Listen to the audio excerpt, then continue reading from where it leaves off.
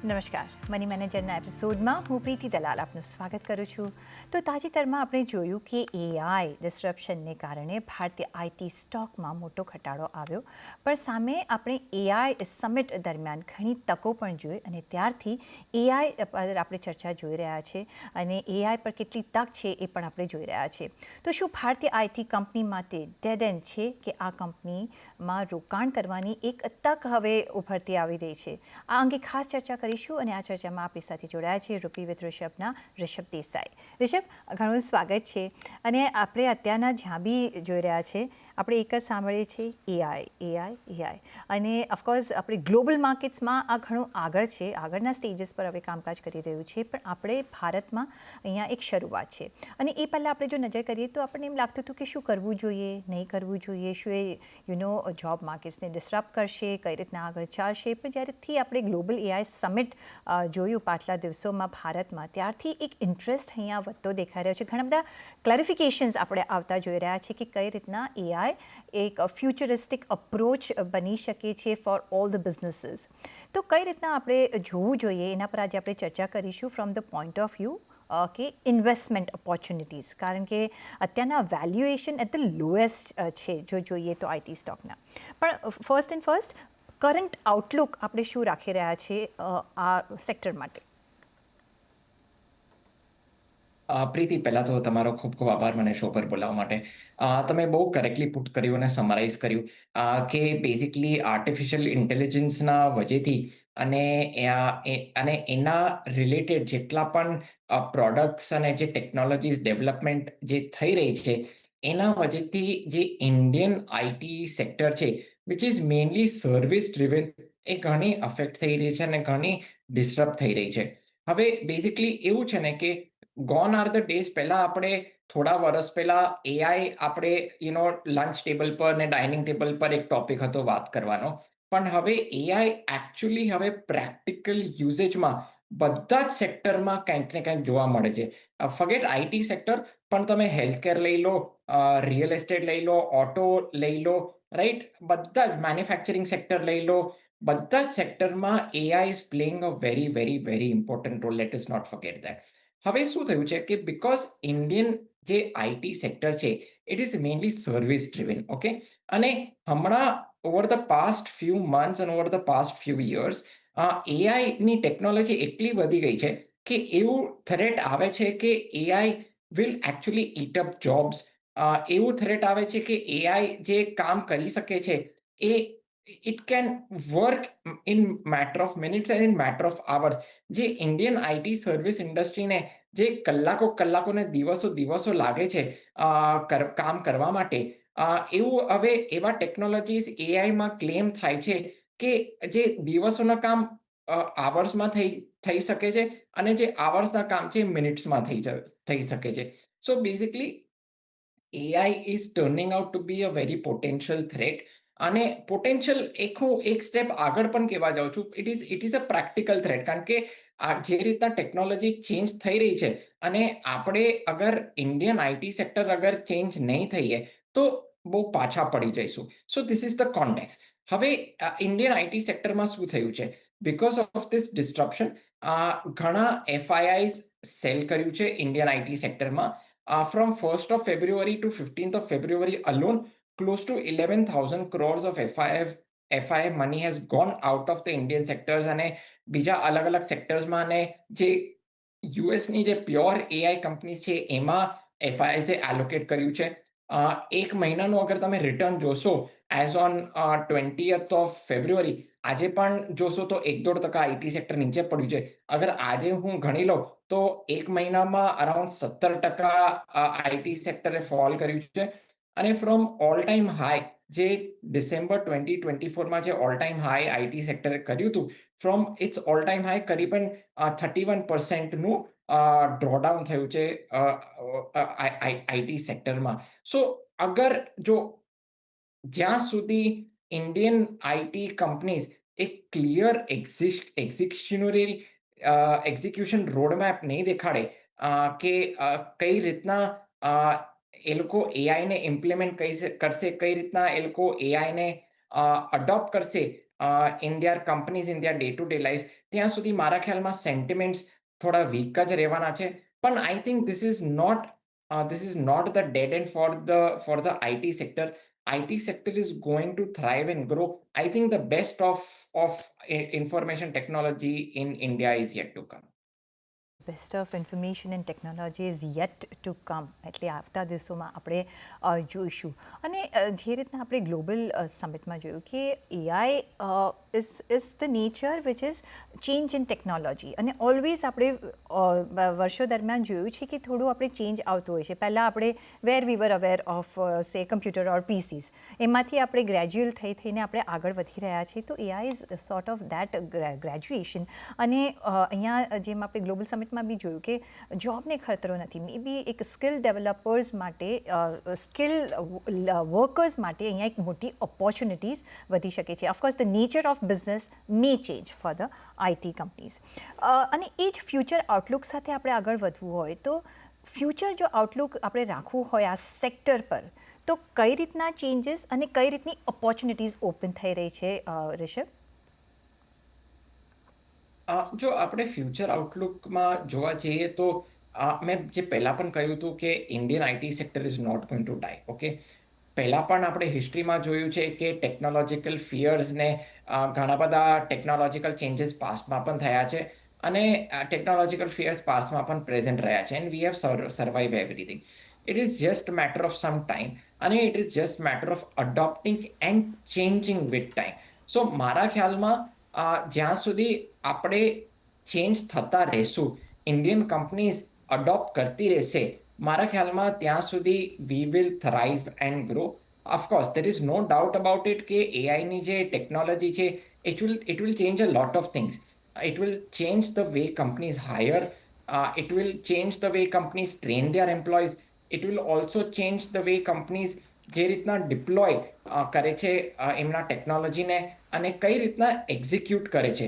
AI સમિટમાં પણ આપણે જોયું કે ઘણા બધા સીઈઓઝ ને ટોપ લીડર્સે પણ કહ્યું કે ઓપોર્ચ્યુનિટી રિસ્ક નથી, it is an execution risk, right? So મારા ખ્યાલમાં I think the way going forward is that કે Indian companies will have to change with time.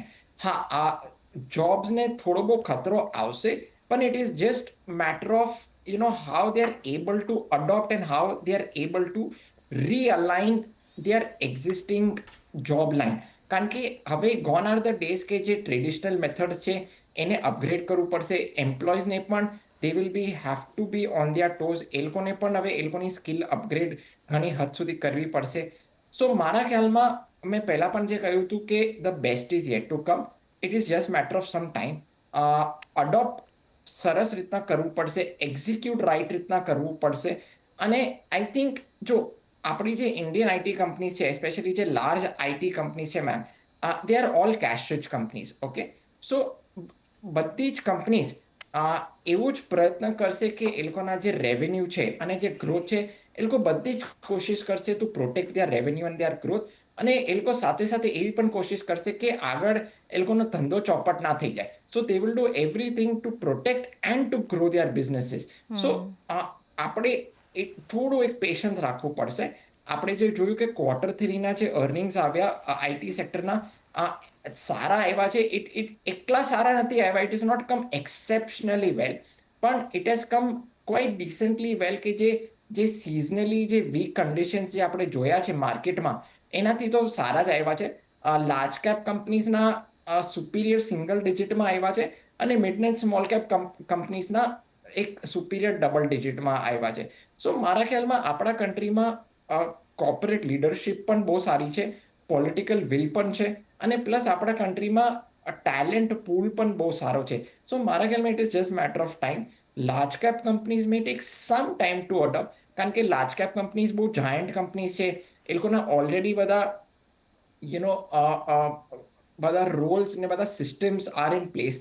સો બધું રોલ્સ ને સિસ્ટમ્સ ને મોટી કંપનીને ચેન્જ થવું થોડું સમય લાગશે, પણ જે મિડ એન્ડ સ્મોલ કેપ જે કંપનીઝ છે, I think they will adopt much more quicker.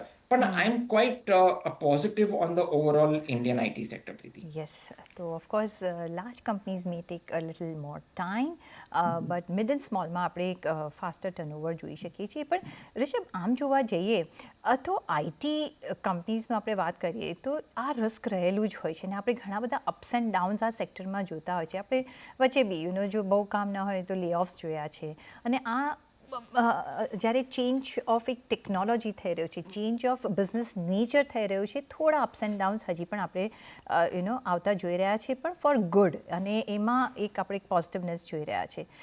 પણ અત્યારના આપણે જે બીજી તરફ આપણે જો નજર કરો તો opportunity wise from the point of view of investment in IT sector ઘણું બધું છે. એમાં આપણે રિસ્ક રિટર્ન અને વેલ્યુએશન પર અત્યારના જો નજર કરવી હોય તો વેલ્યુએશન એટ ધ લોએસ્ટ છે અત્યારના, અને આ સેક્ટર ઘણું ચાલ્યું નથી, એટલે રિટર્ન્સની આપણે ઘણી બધી આશા રાખી રહ્યા છીએ કે આવતા દિવસોમાં આ સેક્ટર ચાલશે. કઈ રીતના તમે જોઈ રહ્યા છો રિસ્ક રિટર્ન અને વેલ્યુએશન આઉટલુક કેવું રાખવું જોઈએ ને એ પ્રમાણે કેવી રીતે નિવેશ કરવું જોઈએ આઈટી સેક્ટરમાં? પ્રીતિ, પહેલા તો તમે બહુ કરેક્ટલી પુટ કર્યું કે the change is for the good. I also completely agree with you. અને આપણે પણ આપણા જ્યારે પર્સનલ જીવનમાં ક્યારે પણ એક બદલાવ કરવા માંગીએ છીએ અને ક્યારે પણ એક મોટો બદલાવ આપણા જીવનમાં ઇન્કલ્કેટરને ઇમ્પ્લિમેન્ટ કરીએ છીએ, તો ત્યારે હંમેશા આપણને ડિફિકલ્ટી થાય છે. ઇનિશિયલ સ્ટેજીસમાં, ઇનિશિયલ દિવસોમાં, ઇનિશિયલ અઠવાડિયામાં કે ઇનિશિયલ મહિનામાં તકલીફ તો પડવાની જ છે, right? So same goes with the IT sector also, કે આ એક બહુ મોટો બદલાવ છે. ઓકે, આફ્ટર મેની યર્સ હવે જે રીતના આ એઆઈ ઇમ્પ્લિમેન્ટ થઈ રહ્યું છે અને જે રીતના એઆઈની ટેકનોલોજીસ આવી રહી છે, I think this is a very big change after many years, not only in India but globally as well. So આ ચેન્જ થોડો ડિફિકલ્ટ થવાનો જ છે. અને ડોન્ટ એક્સપેક્ટ કે આ જે રિકવરી છે, ચલો ફટ થઈને થોડા દિવસમાં કે થોડા અઠવાડિયામાં રિકવરી થઈ જશે. Answer is a no. Investors will have to be patient because આ બધું થતા it may take a few months also, or it may take maybe a year or two as well. So coming back to risk returns and valuations, so valuations are quite reasonable. Answer is a yes. As on 31st of January, IT સેક્ટરના valuations were trading at એના જે close to જે 10 year નું જે પી છે, historical average છે, એના પર trade કરતું હતું. હવે જે આપણે જે 16-17% જે મોટો ફોલ જોયો ફેબ્રુઆરી મહિનામાં, એના વજહથી valuations have gone way below their 10 year average. So મારા ખ્યાલમાં valuations have become very reasonable, and I think price અને વેલ્યુએશન્સ આ બેઉ સપોર્ટ કરે છે from an investment point of view. હવે હું રિટર્ન્સ પર આવી જાઉં છું. જો બ્રોડલી જે નિફ્ટી આઈટી ઇન્ડેક્સ છે, મેં એક બહુ સરસ મજાનો ડેટા કાઢ્યો.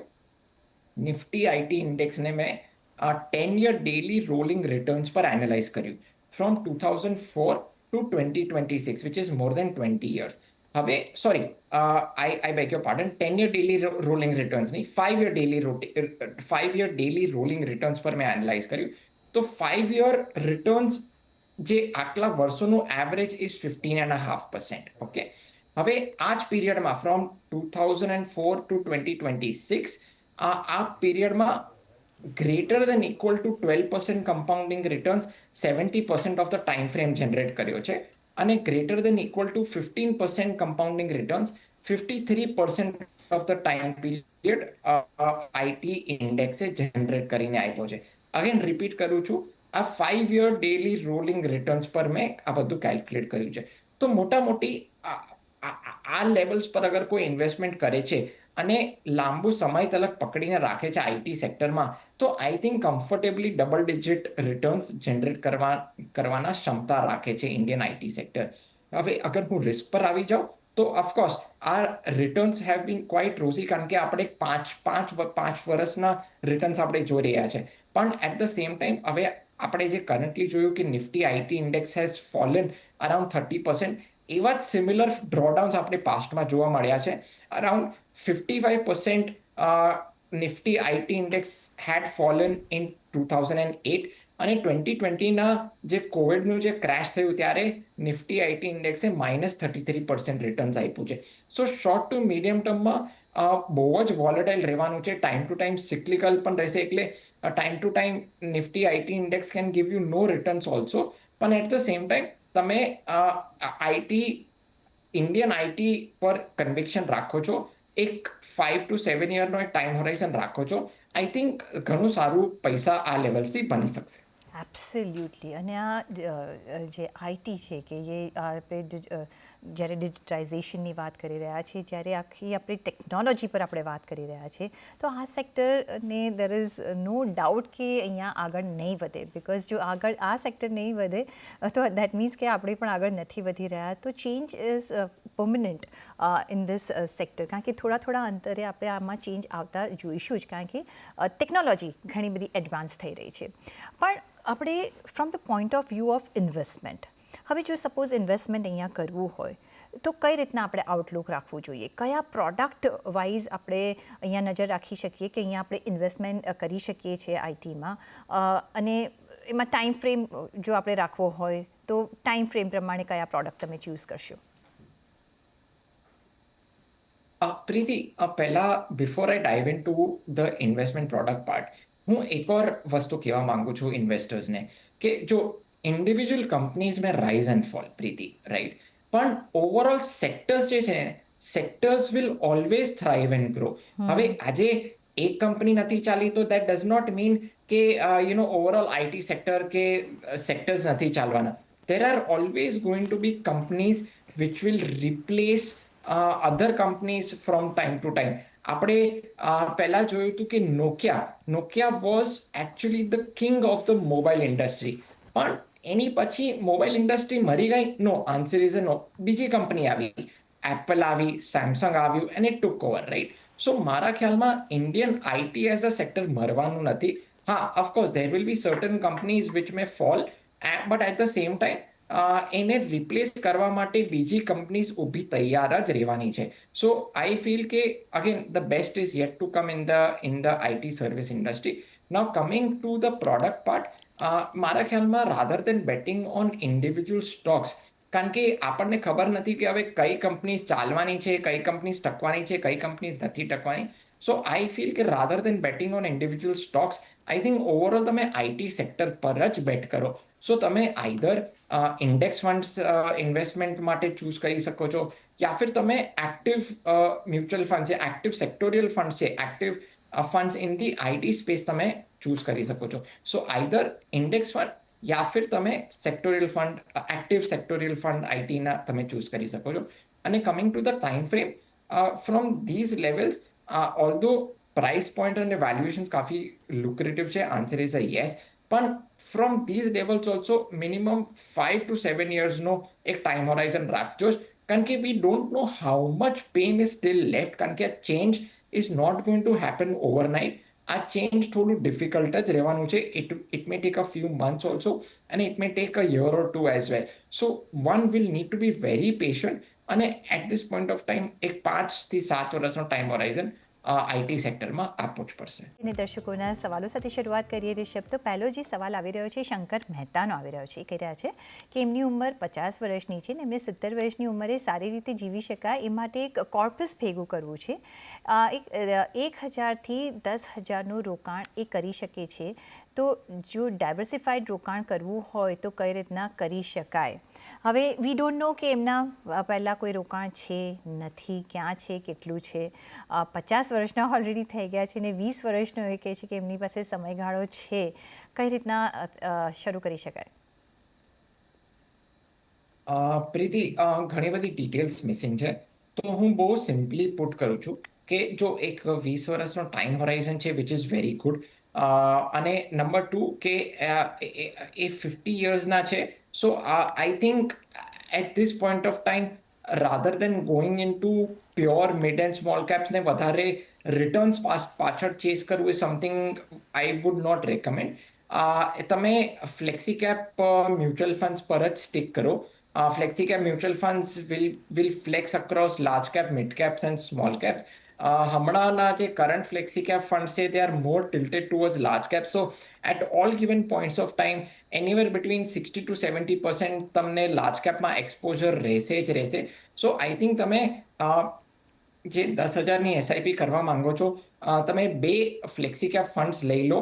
આઈ think you will be very well sorted. વધારે તમે રિટર્ન્સ પાછળ at this point of time ભાગશો નહીં, તો I think that would be much better. તો બસ તો તમારે શું કરવાનું છે કે 2 ફ્લેક્સી કેપ મ્યુચ્યુઅલ ફંડ્સ તમારે ચૂઝ કરવાના છે.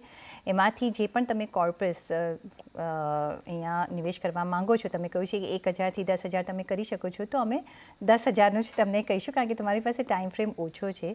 અને એ તમે અડધા 5,000 2 ફ્લેક્સી કેપ તમે મ્યુચ્યુઅલ ફંડ સિલેક્ટ કરી દો અને એમાં તમે નિવેશ કરજો, કારણ કે એમાંથી 60થી 70% અહીંયા આપણે લાર્જ કેપમાં ઇન્વેસ્ટમેન્ટ થતા જોઈશું, જે સેફ એન્ડ સિક્યોર પણ તમારા માટે રહી શકે છે. તો યસ, તમે આવી રીતે શરૂઆત કરી શકો છો. અને નેક્સ્ટ ટાઈમ દર્શકો જ્યારે તમે સવાલ મોકલો છો ને થોડું ડિટેલમાં મોકલશો, તો અમે તમને મોર પ્રિસાઇઝ તમને અહીંયા સોલ્યુશન્સ આપી શકીશું.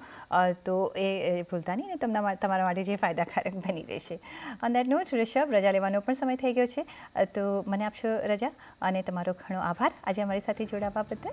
અને એ સાથે જ આ એપિસોડમાં બસ અત્યારના આટલું જ. પાછા મળીશું નેક્સ્ટ એપિસોડમાં. ત્યાં સુધી આપશો રજા. નમસ્કાર.